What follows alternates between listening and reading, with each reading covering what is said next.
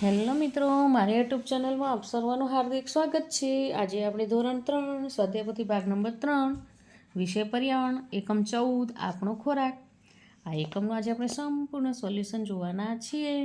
તેમાં છે પ્રશ્ન 1, આપેલા વિકલ્પોમાંથી યોગ્ય વિકલ્પો પસંદ કરી બોક્સમાં લખો। તો પહેલામાં એ આવશે, બીજામાં ડી આવશે, ત્રીજામાં બી, ચોથામાં સી, પાંચમામાં ડી।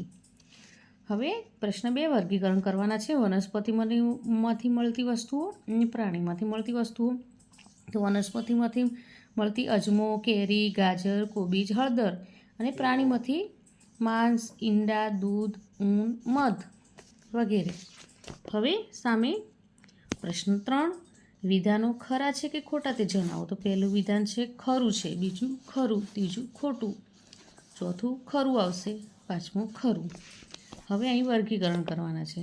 મધ, બદામ, ચણા, અરડૂસી, કુંવરપાઠું, દૂધ, સુરણ, કાજુ, શક્કરિયા, આંબો, વડલો, કોબીજ એનું આપણે વર્ગીકરણ કરવાનું છે। તો કઠોળ, ઔષધિ, શાકભાજી, સૂકો મેવો, કંદમૂળ અને વૃક્ષ એમાં વર્ગીકરણ કરવાનું છે। તો કઠોળમાં ચણા આવશે, ઔષધિમાં કુંવરપાઠું, અરડૂસી, મધ, શાકભાજીમાં કોબીજ, દૂધી અને સુરણ, સૂકો મેવોમાં કાજુ, બદામ, કંદમૂળમાં શક્કરિયા, વૃક્ષમાં આંબો અને વડલો।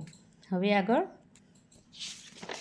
અહીં પ્રશ્ન 5 આપેલો છે કે નીચે આપેલી વનસ્પતિના નામ લખી તેનો ઉપયોગ લખો। તો અહીં આ અજમાનો છોડ છે, પછી આગળ તુલસીનો છોડ છે, પછી અરડૂસીનો છોડ છે અને સાલવિયાનો છોડ છે અને કુંવરપાઠું।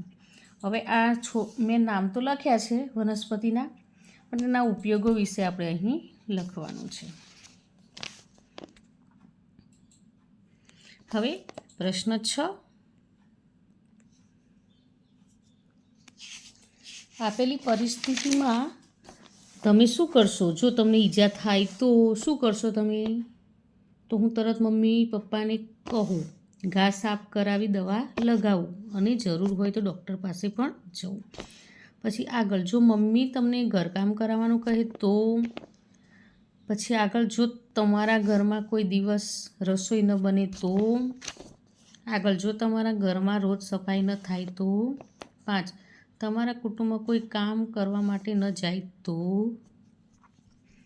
હવે પ્રશ્ન 7, ચિત્રમાં વનસ્પતિના ભાગ ઓળખીને લખો।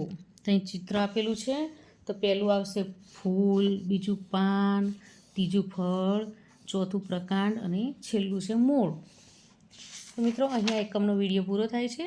જો તમને આ વિડીયો ગમ્યો હોય તો લાઇક, શેર અને સબસ્ક્રાઈબ ચોક્કસથી કરજો અને હા, જેને જરૂર હોય તેને શેર પણ કરજો। બાય।